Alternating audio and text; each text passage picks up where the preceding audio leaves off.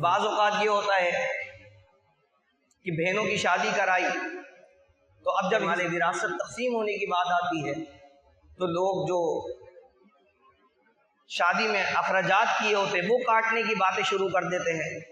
کہ بھائی اس میں سے ہم نے اتنا شادی پہ خرچ کیا تھا. تو یاد رکھیے کہ مال وراثت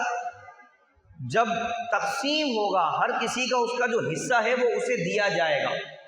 یہ نہیں کہ آپ نے شادی کرائی تھی اب آپ بعد میں دعویٰ کریں کہ بھائی اب مال وراثت تقسیم ہو رہا ہے تو میں نے 2 لاکھ روپے خرچ کیے تھے اس میں سے 2 لاکھ مجھے دیے جائیں, یا میں نے گھر کی تعمیر میں 1 لاکھ روپے لگایا تھا اب وہ مجھے دیا جائے.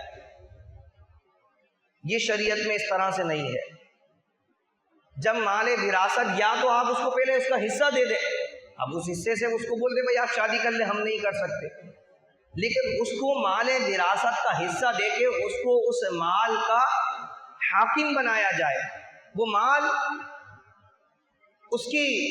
کفالت میں کر دیا جائے تاکہ اس پر اس کا اختیار ہو.